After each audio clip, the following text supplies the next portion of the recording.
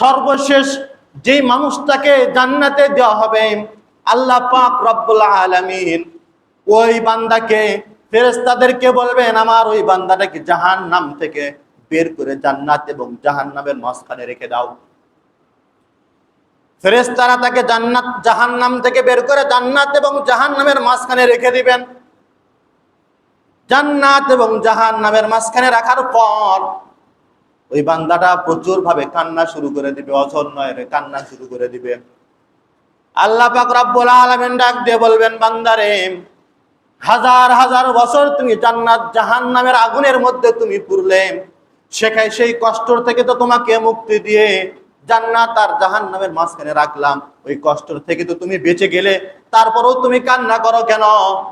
বান্দা ডাক দিয়ে বলবেন, রব্বুল আলামিন, আপনি আমাকে জাহান্নামের সেই কঠিন আযাব থেকে মুক্তি দিয়েছেন, আমি আপনার শুকরিয়া আদায় করি।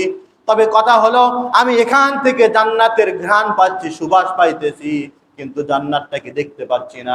আপনি যদি দয়া করে জান্নাতের গেটে আমাকে দাঁড় করায় দেন, তাহলে আমার জন্য বড় ভালো হয়। ফেরেশতাদেরকে ডাক দিয়ে বলবেন, ও আমার ফেরেশতারা, আমার এই বান্দাটাকে জান্নাতের দরজায় দাঁড় করিয়ে দাও। ফেরেশতারা আল্লাহর হুকুম অনুযায়ী ওই বান্দাটাকে ধরে জান্নাতের দরজায় দাঁড় করে দিবে। জান্নাতের দরজায় দাঁড় হওয়ার পরে সে আগের চাইতে আরো জোরে কান্না শুরু করে দিবে। আল্লাহ পাক ডাক দিয়ে বলবেন, আবার কান্না করো কেন? বান্দা তখন ডাক দিয়ে বলবেন, রব্বুল আলামিন, জান্নাতের দরজায় আপনি আমাকে দাঁড় করে দিয়েছেন, কিন্তু পুরো জান্নাতটাকে সুন্দরভাবে আমি দেখতে পাচ্ছি না। যদি দয়া করে আপনি আমাকে জান্নাতের মাঝখানে দাঁড় করায় দেন, আমি আপনার কসম করতেছি, আমি জান্নাতের কোনো নাজ নিয়ামত ধরবো না, খাবো না, শুধু দেখবো। যদি আপনি আমাকে জান্নাতের মাঝখানে দাঁড় করিয়ে দেন রব্বুল আলামিন, আল্লাহ পাক তখন তাকে ফেরেশতাদের মাধ্যমে জান্নাতের মাঝখানে দাঁড় করিয়ে দিবেন। জান্নাতের মাঝে দাঁড় হওয়ার পরে সে আরো জোরে কান্না শুরু করে দিবে। আল্লাহ পাক ডাক দিয়ে বলবেন, বান্দারে, তারপরও কান্না করো কেন? তোমার কথা অনুযায়ী তো আবার তোমাকে জান্নাতের মাঝখানে নিয়ে আসলাম।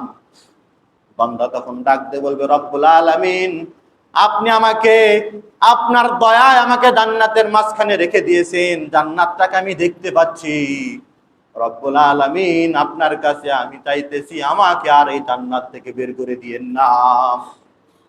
আল্লাহ পাক ডাক দিয়ে বলবেন, বান্দারে, আমার জান্নাত কি তোর পছন্দ হয়েছে? বান্দা ডাক দিয়ে বলবেন, রব্বুল আলামিন, পছন্দ কেন হবে না? আল্লাহ পাক তখন ডাক দিয়ে বললেন, বান্দারে, এই যে জান্নাত দেখতেছো, শুধু এতটুকু নয়, তোমার জন্য এরকম 10টা জান্নাত আমি রব্বুল আলামিন প্রস্তুত করে রেখেছি।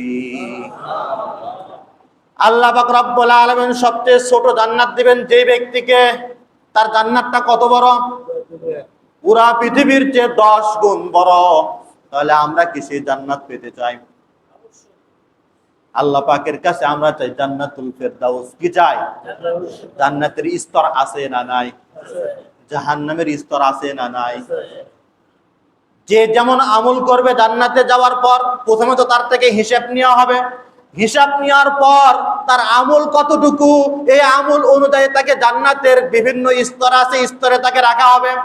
আর সর্বনিম্ন যাকে জান্নাত দেওয়া হবে, যাদেরকে সর্বনিম্ন জান্নাত দেওয়া হবে, ওই জান্নাতটা হবে এই পৃথিবীর সমান 10টা।